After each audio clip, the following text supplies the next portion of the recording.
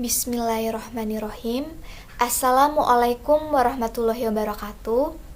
Perkenalkan, kami dari kelompok 1 yang beranggotakan saya, Resti Diah Pramesti, dengan nomor NPM 2053017, Laila Safitri dengan nomor NPM 2053008, dan Martilova Lawrence dengan nomor NPM 2053016. Pada kesempatan kali ini, kami akan mempresentasikan atau memaparkan materi yang berjudul kategori makna leksikal, di mana materi pertama akan dipaparkan oleh saya sendiri. Sebelum membahas mengenai kategori makna leksikal, ada baiknya kita mengetahui terlebih dahulu apa sih makna leksikal itu. Jadi, makna leksikal adalah suatu makna yang sifatnya berdiri sendiri. Dengan kata lain, makna tersebut tidak terikat dengan kata-kata lainnya. Makna leksikal sering juga kita sebut dengan makna kamus. Ternyata, makna leksikal atau makna kamus tersebut terdiri dari beberapa kategori, di mana kategori-kategori tersebut akan kami bahas satu persatu. Kategori yang pertama adalah kategori nominal. Dalam bahasa Indonesia, kata-kata atau leksem nominal secara semantik mengandung ciri utama plus B atau benda. Oleh karena itu, leksem nominal dapat didahului dengan preposisi baik berupa di atau pada. Secara lebih lanjut, berdasarkan analisis semantik, leksem-leksem nominal dapat dikelompokkan menjadi 10 tipe. Tipe yang pertama atau tipe 1 memiliki ciri makna utama plus benda dan plus orang atau O, di mana tipe 1 ini masih terbagi menjadi 6 subtipe. Ada subtipe 1A yang memiliki ciri utama berupa nama diri, digunakan untuk menyebut nama diri atau ND, misalnya Naya, Lia, Putri, dan lain-lain. Lalu ada subtipe 1B yang memiliki ciri makna plus B atau benda plus O atau orang dan juga plus NK atau nama kekerabatan, digunakan untuk menyebut nama kekerabatan yang sudah biasa kita dengar, yaitu ayah, ibu, kakak, adik, nenek, dan lain-lain. Lalu ada subtipe 1C yang memiliki makna plus B, plus O, dan juga plus NP atau nama pengganti, digunakan untuk menunjukkan nama pengganti berupa dia, saya, kamu, dan juga mereka, di mana kata dia dan mereka itu memiliki perbedaan yang signifikan yang terletak pada plus T dan juga min T, di mana kata dia itu tunggal dan kata mereka itu tidak terbatas, atau min T. Lalu ada subtipe 1D yang berciri makna plus B, plus O, dan plus NJ atau nama jabatan. Ada juga subtipe 1E yang berciri makna plus B, plus O, dan plus NG atau nama gelar. Lalu subtipe yang terakhir adalah subtipe 1F yang memiliki ciri makna plus B, plus orang, dan plus NPA atau nama pangkat. Selanjutnya ada tipe 2 yang memiliki ciri makna utama berupa plus B atau benda dan juga plus I atau institusi. Leksem tipe 2 ini memiliki ciri makna plus OM atau orang metaforis dan juga plus K dan plus H, menyebabkan tipe nominal 2 ini dapat menduduki fungsi gramatikal layaknya leksem tipe 1. Lalu yang selanjutnya ada tipe 3. Tipe 3 ini memiliki ciri utama plus B atau benda dan plus BI atau binatang. Contohnya kucing, harimau, dan lain-lain. Selain itu, secara keseluruhan, leksem nominal tipe 3 ini memiliki ciri utama atau ciri makna plus B, plus BI atau binatang, plus NY atau bernyawa, plus K atau konkret, dan juga plus H atau diketahui jumlahnya. Lalu yang kelima, tipe kelima berciri utama plus B atau benda dan plus T atau tumbuhan. Leksem nominal tipe 4 ini masih terbagi atas 3 subtipe. Lalu yang selanjutnya ada tipe kelima, memiliki ciri utama plus B, benda, dan juga plus BB atau buah-buahan, digunakan untuk menunjukkan nama buah-buahan, misalnya mangga, rambutan, pisang, semangka, dan lain-lain. Secara keseluruhan, tipe kelima ini memiliki makna plus B, plus BB, plus H, plus K, dan juga min HI. Lalu yang selanjutnya ada tipe keenam, memiliki ciri utama plus B dan plus BB, plus BBU atau bunga-bungaan. Digunakan untuk menyebutkan nama bunga-bungaan, misalnya mawar, melati, kamboja, dan lain-lain. Lalu ada tipe ketujuh. Tipe ketujuh ini memiliki ciri makna utama plus B dan juga plus peralatan atau AL, di mana tipe ketujuh ini masih dibagi menjadi 9 subtipe. Lalu yang selanjutnya ada tipe ke-8, mengandung ciri makna plus B dan plus MM atau makanan minuman. Digunakan untuk menunjukkan makanan dan juga minuman seperti nasi, es teh manis, susu, bakso, dan lain-lain. Secara keseluruhan, tipe 8 ini memiliki ciri makna plus B, plus MM, plus K, min H, dan juga min HI. Lalu ada tipe ke-9. Tipe ke-9 ini mengandung ciri makna utama plus B atau benda dan plus geografi atau GE. Contohnya sungai, gunung, dan juga laut. Tipe ke-9 ini secara keseluruhan berciri makna plus B, plus GE, plus K, plus H, dan min HI. Lalu ada tipe yang terakhir atau tipe yang ke-10 memiliki ciri makna utama plus B atau benda, plus BB atau bahan baku. Contohnya pasir, semen, kayu, dan lain-lain. Secara keseluruhan, tipe ke-10 ini berciri makna plus B, plus BB, plus K, dan juga min HI. Baiklah, di sini saya Laila Safitri akan melanjutkan pemaparan dari rekan saya mengenai kategori verbal.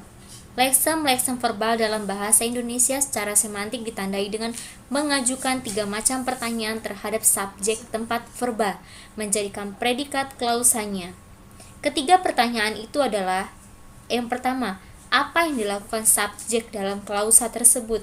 Yang kedua, apa yang terjadi terhadap subjek dalam klausa tersebut?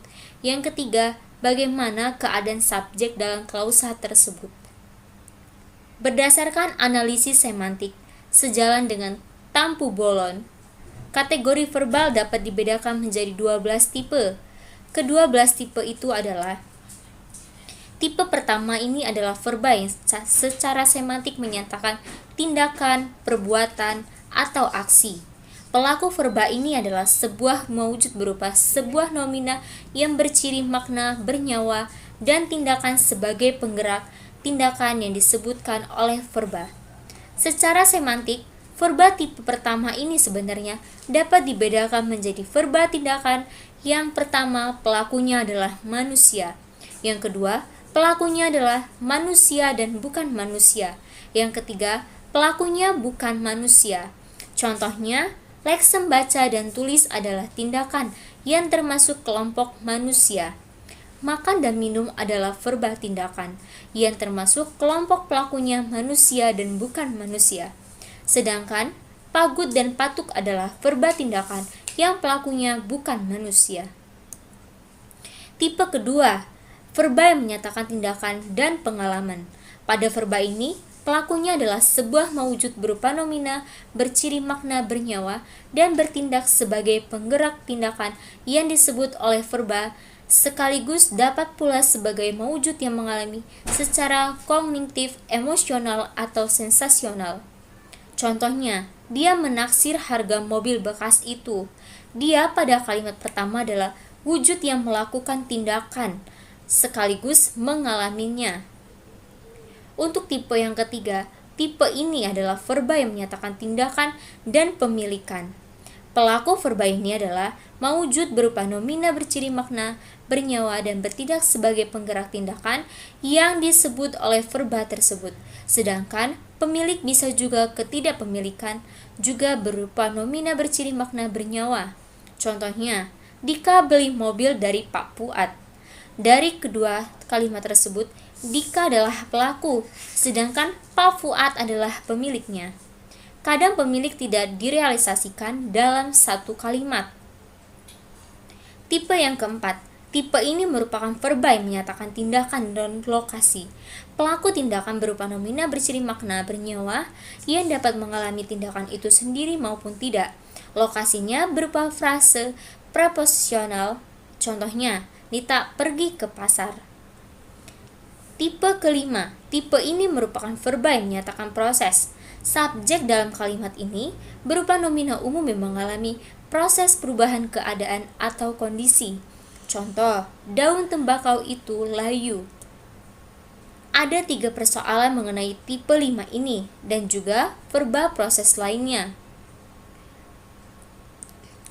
Ketiga persoalan itu adalah yang pertama, proses perubahan yang terjadi pada suatu maujud dapat berlangsung dalam waktu singkat, dapat juga dalam waktu yang relatif lama. Oleh karena itu, ada verba proses yang dapat diberi keterangan sedang seperti sedang pecah. Yang kedua, sebenarnya suatu proses atau perubahan bukan hanya terjadi pada verba proses saja, tetapi juga pada verba tindakan. Sebab sesungguhnya suatu tindakan akan menyebabkan terjadi proses. Yang ketiga, sering kita sukar untuk membedakan verba proses dengan verba keadaan. Verba tipe 9, 10, 11, dan 12, misalnya pada verba layu, diuji dengan pertanyaan, apa yang terjadi pada subjek? Maka jawabannya subjek itu layu. Jadi jelas, layu di situ adalah proses. Tetapi, kalau diuji dengan pertanyaan, bagaimana keadaan subjek? Maka jawabnya adalah, subjek itu layu dan menjadi verba keadaan. Tipe 6. Tipe ini merupakan verba yang menyatakan proses pengalaman. Contohnya, rupanya kau sudah bosan padaku. Pada kedua kalimat itu, bosan adalah proses pengalaman, sedangkan kau adalah mawujud yang mengalami proses itu. Tipe 7. Tipe ini merupakan verba yang menyatakan proses benefaktif subjek. Dalam kalimat yang menggunakan verba 7 ini merupakan nomina yang mengalami suatu proses atau kejadian memperoleh atau kehilangan. Contohnya, PSSI menang 2-0 atas Singapura. Menang dan kalah adalah verba proses benefaktif, sedangkan PSSI adalah mawujud yang mengalami peristiwa yang dinyatakan oleh verba tersebut. Tipe ke-8, tipe ini merupakan verba yang menyatakan proses lokatif. Subjek dalam tipe ini berupa nomina yang mengalami suatu proses perubahan tempat atau lokasi. Contoh, pesawat itu baru tiba dari Surabaya. Laksem tiba pada kalimat verba proses lokatif, sedangkan leksem pesawat dan matahari adalah mawujud yang mengalami proses perubahan lokasi itu. Tipe ke-9, tipe ini merupakan verba yang menyatakan keadaan. Subjek dalam tipe ini berupa nomina umum yang berada dalam keadaan atau kondisi yang dinyatakan oleh verba tersebut. Contoh, wajah mereka selalu cerah. Cerah pada kalimat di atas adalah verba keadaan, sedangkan leksem wajah mereka adalah mawujud yang berada dalam keadaan itu. Tipe ke-10, tipe ini merupakan verba yang menyatakan keadaan pengalaman. Subjek dalam kalimat yang menggunakan tipe ini adalah sebuah nomina yang berada dalam keadaan kognisi, emosi, atau sensasi. Contoh, dia memang takut kepada orang itu. Takut pada kalimat di atas adalah verba keadaan pengalaman. Pada kalimat pertama, subjek dia yang mengalami keadaan yang disebut adalah predikat takut. Tipe ke-11, tipe ini merupakan verba yang menyatakan keadaan benefaktif subjek dalam kalimat yang menggunakan tipe 11 ini adalah sebuah nomina yang menyatakan memiliki, memperoleh, atau kehilangan sesuatu. Contoh, ia sudah punya istri. Punya pada kalimat di atas adalah verba keadaan benefaktif, sedangkan ia adalah subjek yang berada dalam keadaan memiliki. Menurut Tampu Bolon 1979, verba dasar menyatakan keadaan benefaktif hanya kedua kata itu saja. Tetapi yang bukan verba dasar cukup banyak seperti berhasil, kehilangan, beruntung, berwarna, memiliki, dan bertubuh. Tipe ke-12, tipe ini merupakan verba yang menyatakan keadaan lokatif. Subjek pada kalimat yang menggunakan verba ini adalah nomina yang berada dalam satu tempat atau lokasi. Contohnya, petani itu diam di gubuk itu. Diam adalah verba yang menyatakan keadaan lokatif, sedangkan petani itu adalah subjek yang berada di tempat yang disebutkan pada unsur keterangan. Baiklah, di sini saya akan menyambung pemaparan dari rekan saya. Saya akan membahas mengenai kategori makna leksikal yang ketiga, yaitu kategori adjektifal. Sebelumnya, kita harus mengetahui terlebih dahulu apa sih leksem adjektifal itu. Leksem adjektifal dalam bahasa Indonesia dan secara semantik merupakan leksem atau kata-kata yang menerangkan atau menyifati suatu nomina, di mana leksem ini terbagi menjadi 8 tipe. Tipe yang pertama atau tipe 1 merupakan leksem adjektif yang menyatakan sikap, tabiat, atau perilaku batin manusia. Contohnya, marah, baik, sopan, takut, jahat, dan lain-lain. Lalu tipe yang kedua adalah leksem adjektif yang menyatakan keadaan bentuk. Misalnya, bulat, lurus, bundar, dan lain-lain. Lalu tipe yang ketiga adalah leksem adjektif yang menyatakan ukuran. Contohnya, panjang, pendek, tinggi, gemuk, dan lain-lain. Lalu tipe yang keempat adalah leksem yang menyatakan waktu dan juga usia. Misalnya, tua, muda, lama, sebentar. Lalu, tipe yang kelima adalah leksem adjektif yang menyatakan warna. Contohnya merupakan warna yang sehari-hari kita ketahui, misalnya merah, kuning, hijau, dan lain-lain. Lalu, tipe yang keenam adalah leksem adjektif yang menyatakan jarak. Misalnya, jauh, dekat, dan sedang. Tipe yang ketujuh merupakan leksem adjektif yang menyatakan kuasa tenaga. Misalnya, kuat, lemah, segar, lesu, dan lain-lain. Tipe yang terakhir atau tipe yang kedelapan adalah leksem adjektif yang menyatakan kesan atau penilaian dari panca indera kita. Misalnya, lezat, manis, pahit, cantik, kasar, bau, dan lain-lain.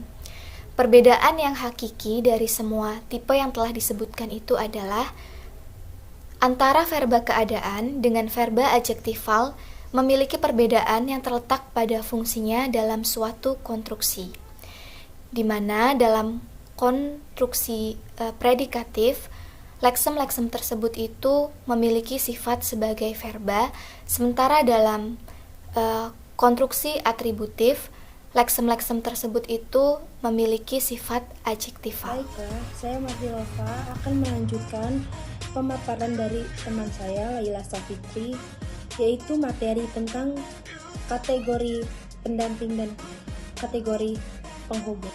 Kategori pendamping adalah leksem-leksem tertentu yang mendampingi nomina, verba, adjektif, dan juga klausa untuk memberikan keterangan tertentu yang bukan menyatakan keadaan atau sifat.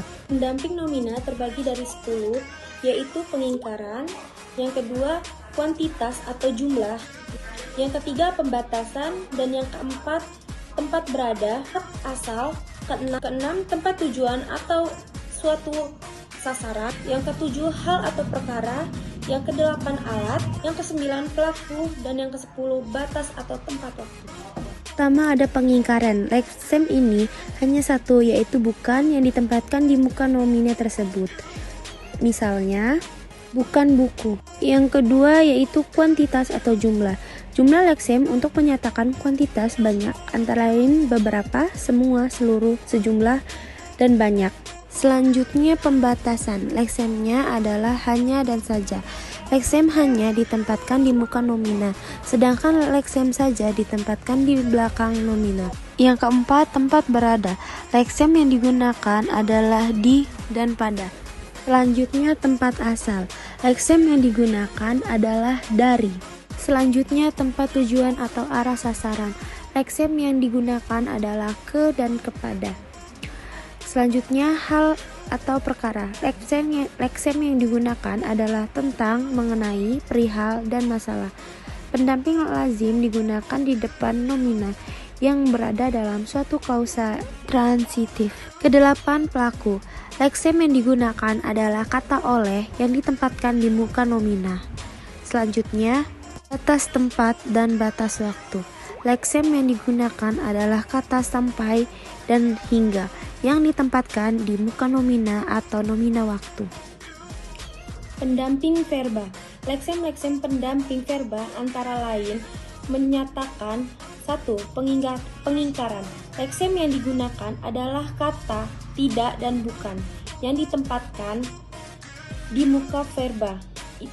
Itu misalnya tidak mandi, tidak datang, dan tidak pulang. Yang kedua, berbagai aspek, antara lain aspek selesai, perspektif dengan leksem sudah, telah, dan pernah. Aspek belum selesai, imperfect, dengan leksem masih dan logi. Aspek baru, mulai, inkoatif, dengan leksem mulai. Selanjutnya, berbagai modalitas, antara lain leksem belum, sedang, akan, boleh, dapat, harus, wajib, mesti, dan jangan. Pendamping adjektiva. Leksem-leksem pendamping adjektiva antara lain menyatakan yang pertama pengingkaran. Leksem yang digunakan adalah kata tidak dan bukan. Yang kedua, kualitas. Leksem yang digunakan adalah kata-kata sangat, agak cukup, paling, sekali, maha, dan serba. Pendamping klausa. Leksem-leksem pendamping klausa mempunyai posisi yang agak bebas.